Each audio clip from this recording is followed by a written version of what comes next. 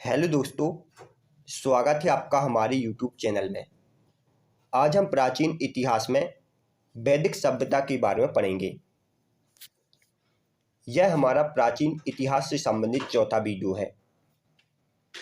वैदिक सभ्यता को हम दो भाग में बांट कर पढ़ेंगे। वैदिक सभ्यता की भाग एक में वैदिक साहित्य को और इसकी भाग दो में ऋग्वैदिक काल और उत्तर वैदिक काल के बारे में जानेंगे। वैदिक साहित्य के अंतर्गत चार वेद, ब्राह्मण वेद, वेदांग, पुराण और स्मृति का अध्ययन किया जाता है। इन सभी को हम नेक्स्ट स्लाइड में एक एक करके जानेंगे। सबसे पहले हम यह जानेंगे कि वैदिक साहित्य क्या है। वैदिक संस्कृति के बारे में हमें जिससे जानकारी प्राप्त होती है उसे वैदिक साहित्य कहते हैं।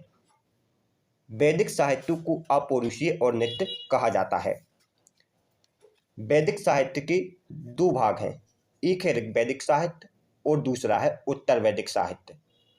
वह साहित्य जिसकी उत्पत्ति ऋग्वैदिक काल में हुई थी उसी ऋग्वैदिक साहित्य कहा जाता है, और वह साहित्य जिसकी उत्पत्ति उत्तर वैदिक काल में हुई थी उसे उत्तर वैदिक साहित्य कहा जाता है। वैदिक साहित्य के दो भाग हैं, ऋग्वैदिक साहित्य और उत्तर वैदिक साहित्य। ऋग्वैदिक साहित्य की उत्पत्ति श्रुति या सुनने के आधार पर हुई थी, इसलिए इसे दैवीय उत्पत्ति माना जाता है, जबकि उत्तर वैदिक साहित्य की उत्पत्ति स्मृति के आधार पर हुई थी।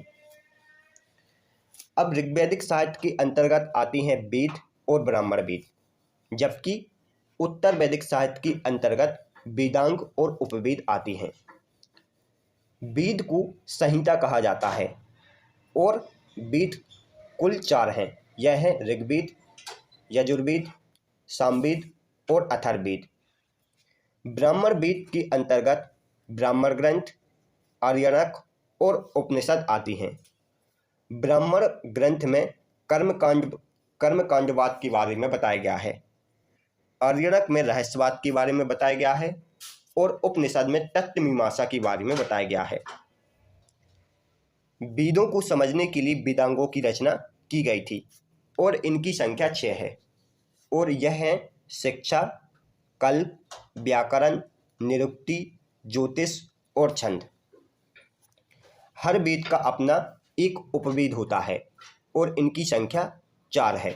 यह है आयुर, धनुर्वेद, गंधर्व और शिल्प। आयुर में औषधि के बारे में, धनुर्वेद में युद्ध के बारे में, गंधर्व में संगीत के बारे में और शिल्प में मूर्ति कला के बारे में बताया गया है। सबसे पहले हम वैदिक साहित्य में वेद के बारे में जानेंगे। भारत का सर्वप्राचीन धर्मग्रंथ वेद है और वेद के संकलनकर्ता कृष्ण द्वैपायन वेद व्यास है। वेद हमें वसुदेव कुटुंबकम का उपदेश देता है। भारतीय परंपरा में वेदों को नित्य व अपौरुषीय माना गया है। वेद की संख्या 4 है। यह है ऋग्वेद, यजुर्वेद, सामवेद व अर्थवेद, और इन चारों वेदों को संहिता कहा जाता है। यह सभी फैक्ट आपको वेद के बारे में याद रखना है। सबसे पहले हम वेद में ऋग्वेद को पढ़ेंगे। ऋग्वेद में देवताओं की स्तुति के लिए मंत्र दिए गए हैं। ऋग्वेद की भाषा संस्कृत है और इसकी लिपि ब्राह्मी है। ऋग्वेद के पाठकर्ता को होत्र कहा जाता है। ऋग्वेद के पाठकर्ता को क्या कहा जाता है? होत्र। ऋग्वेद में कुल 10 मंडल, 1028 सूक्त हैं। इसमें साकल की 1017 सूक्तियाँ और बालिखिल की 11 सूक्तियाँ हैं। इन दोनों को मिलाकर 1028 सूक्तियाँ हुई। और ऋग्वेद में वास्कल की 56 सूक्तियाँ हैं जो अभी तक मिल नहीं पाई हैं, अर्थात यह विलुप्त हो गई हैं। ऋग्वेद में 1580 या 10,462 मंत्र हैं। यह दोनों डेटा आपको याद रखना है। ऋग्वेद में कुल 10 मंडल हैं। इसके दूसरे मंडल की रचना गृत्समद ऋषि द्वारा की गई थी। इसके तीसरे मंडल की रचना विश्वामित्र ऋषि द्वारा की गई थी, जिसमें गायत्री मंत्र बताया गया है। ऋग्वेद के चौथे मंडल की रचना वामदेव ऋषि, 5वें मंडल की रचना अत्रि ऋषि, छठवीं मंडल की रचना भारद्वाज ऋषि और सातवीं मंडल की रचना वशिष्ठ ऋषि द्वारा की गई थी, जिसमें दशरथ युद्ध का वर्णन किया गया है। इसकी आठवीं मंडल की रचना कर्ण ऋषि द्वारा की गई थी, जिसमें हस्तलिखित रचनाओं का वर्णन है। इसकी नौवीं मंडल की रचना अंगिरा ऋषि द्वारा की गई थी, जिसमें सोमरस का वर्णन है। और इसकी 10वीं मंडल में पुरुष सूक्ति बताई गई है। यह सभी आपको याद रखना है। ऋग्वेद में इंद्र के लिए 250 ऋचाएं, अग्नि के लिए 200 ऋचाएं का उपयोग किया गया है। इसमें यमुना का 3 बार उल्लेख और गंगा का 1 बार उल्लेख किया गया है। ऋग्वेद में सबसे पवित्र नदी सरस्वती बताई गई है। इसी से अस्तु मा सद्गम का श्लोक लिया गया है और ऋग्वेद में गाय को अधन्य माना गया है। अब हम यजुर्वेद के बारे में पढ़ेंगे। यजुर्वेद में यज्ञ व बलि के लिए नियम व मंत्र बताए गए हैं। यह गद्य व पद्य दोनों में है। यजुर्वेद की पाठकर्ता को अर्धवेयु कहा जाता है। यजुर्वेद के 2 भाग हैं, एक है शुक्ल यजुर्वेद और दूसरा है कृष्ण यजुर्वेद। शुक्ल यजुर्वेद का अन्य नाम वाजसनेयी संहिता है। शुक्ल यजुर्वेद का अन्य नाम क्या है? वाजसनेयी संहिता। अब हम सामवेद के बारे में देखेंगे। सामवेद को संगीत का ग्रंथ कहते हैं। संगीत के 7 स्वर इसी से लिए गए हैं। सामवेद के पाठकर्ता को उद्धातु कहा जाता है। सामवेद के पाठकर्ता को क्या कहा जाता है? उद्धातु। और सामवेद को भारतीय संगीत का जनक भी कहा जाता है। अब हम अर्थवेद के बारे में जानेंगे। अर्थवेद की रचना अन्यायियों द्वारा की गई है। इसमें 731 मंत्र और 6000 पद हैं। अर्थवेद में औषधि, जादू टोना का वर्णन किया गया है। इसमें परीक्षित को कुरुओं का राजा कहा गया है। अर्थवेद में परीक्षित को कुरुओं का राजा कहा गया है। अर्थवेद का प्रतिनिधि सूक्त पृथ्वी सूक्त को माना जाता है और इसमें सभा व समिति को प्रजातंत्र की 2 पुत्रियां कहा गया है। नोट: सबसे प्राचीन वेद ऋग्वेद और सबसे बाद का वेद अर्थवेद है। सबसे प्राचीन वेद कौन सा है? ऋग्वेद। और सबके बाद का वेद अथर्ववेद है। जो यह 4 वेद हैं, इनका ब्राह्मण ग्रंथ, आर्यणक और उपनिषद अलग अलग होता है। ब्राह्मण ग्रंथ, आर्यणक और उपनिषद यह ब्राह्मण वेद के अंतर्गत आते हैं। ब्राह्मण ग्रंथ में कर्मवाद के बारे में बताया गया है और इसकी रचना गद्य में की गई है। आर्यणक की रचना जंगल में हुई थी और इसमें रहस्यवाद के बारे में बताया गया है और उपनिषद में तत्व मीमांसा के बारे में बताया गया है। ऋग्वेद का ब्राह्मण ग्रंथ ऐतरेय कौशिक की है। ऋग्वेद का आर्यणक ऐतरेय कौशिक की है और ऋग्वेद का उपनिषद ऐतरेय कौशिक की है। सामवेद का ब्राह्मण ग्रंथ तांडव और जैमिनी है। सामवेद का आर्यणक छांदोग्य और जैमिनी है और सामवेद का उपनिषद छांदोग्य जैमिनी है। यजुर्वेद का ब्राह्मण ग्रंथ शतपथ और तैत्तिरीय है। यजुर्वेद का आर्यणक शतपथ और तैत्तिरीय है और यजुर्वेद का उपनिषद तैत्तिरीय कठ और श्वेतांबर उपनिषद हैं। और इसके अलावा बृहदारण्यक भी इसका उपनिषद है। अर्थवेद का ब्राह्मण ग्रंथ गोपथ है, जबकि अर्थवेद का कोई आर्यणक नहीं है। अर्थवेद का उपनिषद मांडूक्य उपनिषद और मांडूक्य उपनिषद है। यह सभी फैक्ट आपको याद रखना है। अब हम वेदांग के बारे में पढ़ेंगे। वेदांग का अध्ययन वैदिक साहित्य के अंतर्गत किया जाता है। वेदों का अर्थ बताने और वेदों के सही उच्चारण के लिए वेदांग की रचना की गई थी। वेदांग की संख्या 6 है। यह कौन कौन सी हैं? यह है शिक्षा, कल्प, व्याकरण, निरुक्ति, छंद और ज्योतिष। शिक्षा में हमें संस्कृत के शुद्ध उच्चारण को बताया गया है। कल्प में कर्मकांड व नियम के बारे में बताया गया है। व्याकरण में भाषा के नियमों को बताया गया है। निरुक्ति में शब्दों की उत्पत्ति को, छंद में पद सूत्रवाद के नियम और ज्योतिष में ग्रह नक्षत्र के बारे में बताया गया है। शिक्षा के बारे में हमें गाइलम ग्रंथ से पता चलता है, जिसकी रचना वामज ऋषि ने की थी। कल्प में शुल्ब सूत्र, ग्रह सूत्र और धर्म सूत्र के बारे में बताया गया है। व्याकरण के बारे में जानकारी अष्टाध्यायी ग्रंथ से पता चलती है, जिसकी रचना पाणिनि ने की थी। निरुक्ति के बारे में निघंटु ग्रंथ में बताया गया है, जिसकी रचना कश्यप ऋषि ने की थी। छंद के बारे में छंद शास्त्र के बारे में बताया गया है, जिसकी रचना पिंगल मुनि ने की थी। और ज्योतिष के बारे में हमें वेदांग ज्योतिष ग्रंथ से पता चलता है, जिसकी रचना लगन मुनि ने की थी। यह सभी फैक्ट आपको वेदांग के बारे में याद रखना है। अब हम उपवेद के बारे में पढ़ेंगे।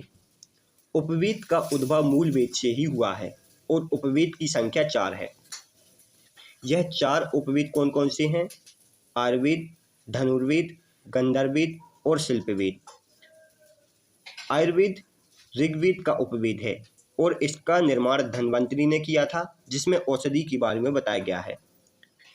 धनुर्वेद यजुर्वेद का उपवेद है और इसका निर्माण विश्वामित्र ऋषि ने किया था, जिसमें युद्ध कला के बारे में बताया गया है। गंधर्ववेद सामवेद का उपवेद है, जिसका निर्माण भरत मुनि ने किया था, जिसमें कला व संगीत के बारे में बताया गया है। और शिल्पवेद अथर्ववेद का उपवेद है, जिसका रचना विश्वामित्र ऋषि ने की थी और इसमें भवन निर्माण के बारे में बताया गया है। अब हम वैदिक साहित्य में उपनिषद के बारे में पढ़ेंगे। उपनिषद का अर्थ होता है गुरु के समीप बैठना। उपनिषद में तत्व मीमांसा को दर्शाया गया है।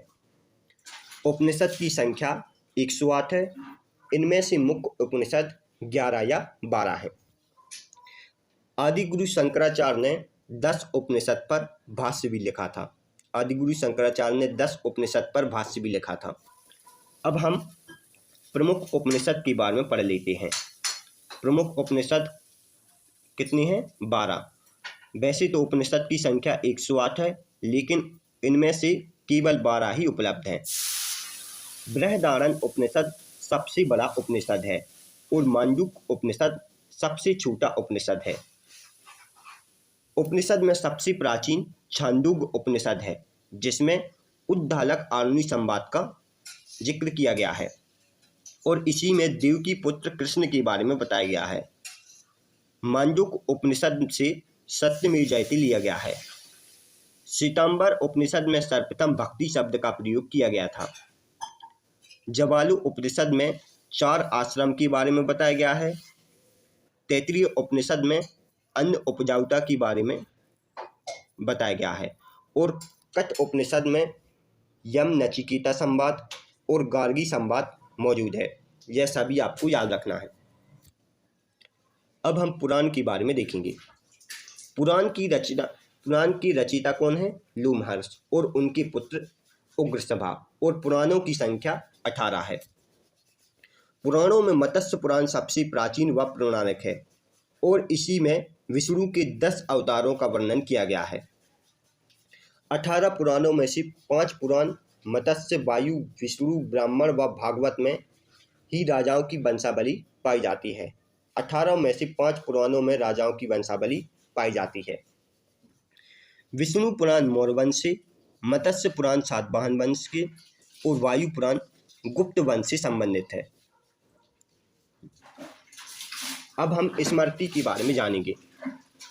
स्मृति में सामाजिक आचार संहिता वर्णित है, जिसमें प्राचीन कानूनों को बताया गया है। ज़्यादातर स्मृति पद्य में है, लेकिन विष्णु स्मृति गद्य में निर्मित है। मनु स्मृति सबसे प्राचीन स्मृति मानी जाती है। इसके अलावा अन्य स्मृति हैं याज्ञवल्क्य स्मृति, नारद स्मृति, विष्णु स्मृति और देवल स्मृति। विष्णु स्मृति गुप्तकालीन स्मृति मानी जाती है और देवल स्मृति पूर्व मध्यकालीन स्मृति मानी जाती है। अब हम महाकाव्य के बारे में पढ़ेंगे। महाकाव्य में रामायण और महाभारत दोनों आते हैं। रामायण के संकलनकर्ता महर्षि वाल्मीकि हैं।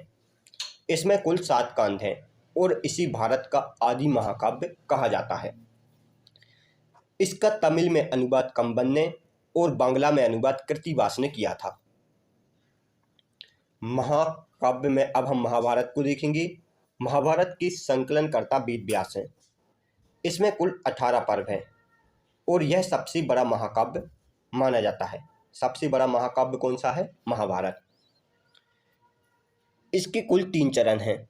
इसकी प्रथम चरण में 8,800 पद हैं, जिसे जय संहिता कहा जाता है। इसके दूसरे चरण में कुल 24,000 पद हैं, जिसे भारत कहा जाता है। और इसके तीसरे चरण में 1,00,000 पद हैं, जिसे महाभारत कहा जाता है। इसका 6वां पर्व भीष्म पर्व है, जिसमें भगवद गीता का वर्णन किया गया है। महाभारत में भगवद गीता का वर्णन किस पर्व में किया गया है? 6वें पर्व में, जिसका नाम भीष्म पर्व है।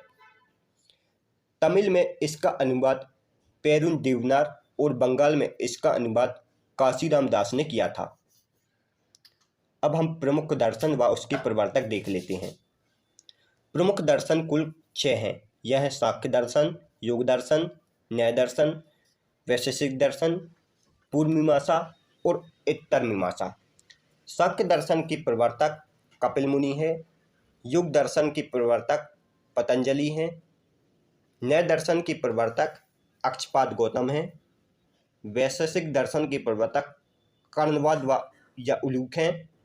पूर्व मीमांसा के प्रवर्तक जैमिनी हैं और उत्तर मीमांसा के प्रवर्तक बादरायण हैं।